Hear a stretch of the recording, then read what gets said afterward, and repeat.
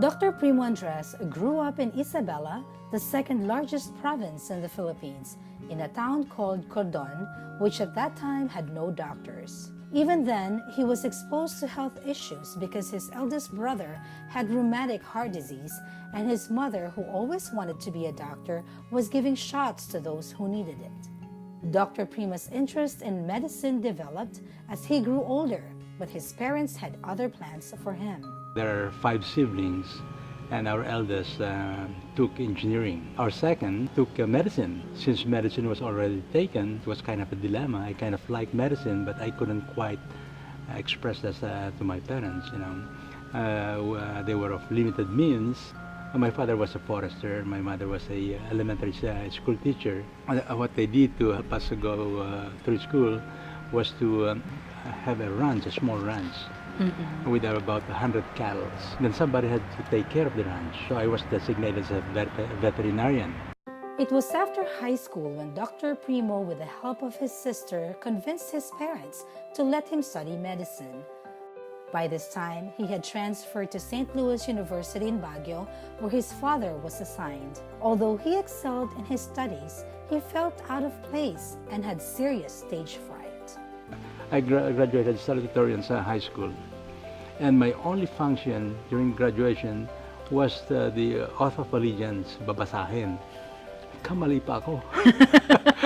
Dr. Primo's parents reminded him he had one chance to be a doctor. He had a scholarship and enrolled at the University of Santo Tomas, considered one of the best schools for medicine in the Philippines.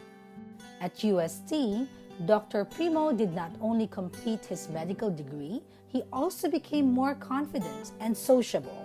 I started to build some new friends around me I can call on, I can go hang out with. After graduation, Dr. Primo considered himself lucky to have been accepted for an internship at Makati Medical Center, one of the most modern hospitals in the country. May sense of independence ako sa Makati Medical. Kung masipag ka, marami kang matututunan. I knew then that I wanted to go for a postgraduate training here sa States. Makati Medical was one of the few hospitals na may mga facilities similar to US. So it was a good training ground.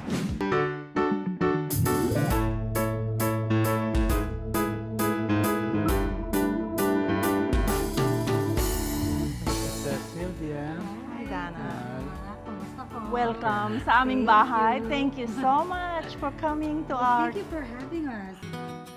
It was during his internship at Makati Medical that Dr. Primo met his wife, Sylvia, who was a nurse. That's 1972. Tatangkad yung mga interns ang gagwapo. Si Primo ang pinakamaliit. Then, when he came, walang pansin masyado, But then, I think, one time, I was working nights. He tried to talk to me. Sabi niya, "Nurse, how was this patient last night?"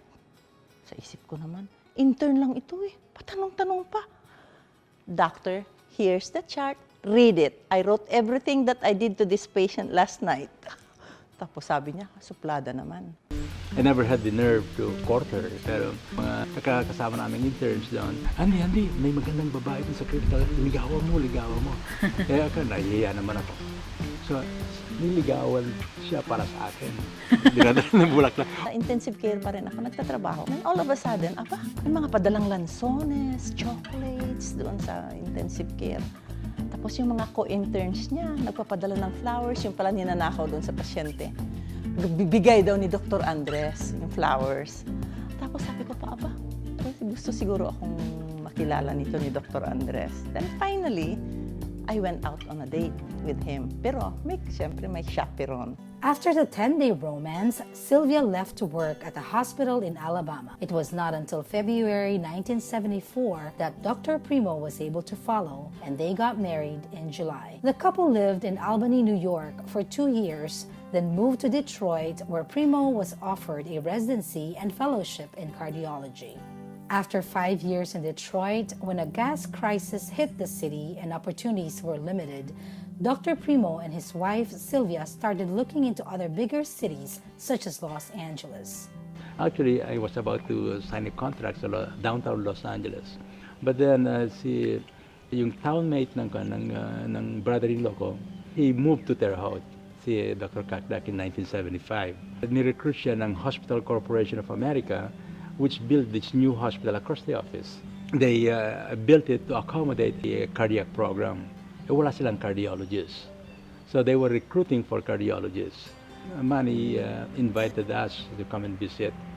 So I came to visit nga. And then I found out that there was another Caucasian cardiologist who came for an interview earlier and was planning to settle dito.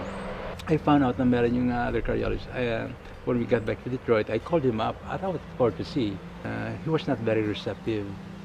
He called me back a week later and warned me na in case na pupunta ako sa Terre Haute, na he will see to it that I will not practice cardiology. Okay. Nagpanting ang tenga ko. Sabi ko kay Sylvia, punta tayo sa Terre Haute. So we forgot about Los Angeles and came to Terre Haute because I was challenged, by this other cardiologist. By accepting that challenge head-on, Dr. Primo Andres became the first fully trained cardiologist in Terre Haute, and he pioneered several heart procedures in the city, including the first cardiac catheterization in 1980, the first angioplasty in 1986, the first directional coronary atherectomy in 1990, and the first stent grafting of abdominal aortic aneurysm in 2002. The first several years, I was not practicing as a cardiologist. I was practically an internist, until I could build enough cardiology practice.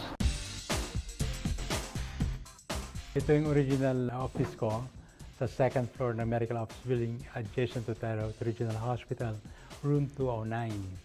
So lang yan, 2 examination rooms. And this is where, remember, the first day, I had 1 chair and 2 tables. And then when the first patient came in, I had to borrow the chair of my secretary. So there's a chair for the patient to sit on while I was examining him. This is for 6 years we were in this room.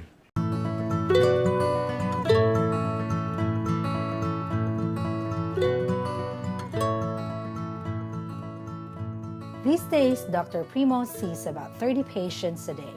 In 1980, he opened the Terre Haute Heart Center, the first facility of its kind in the city.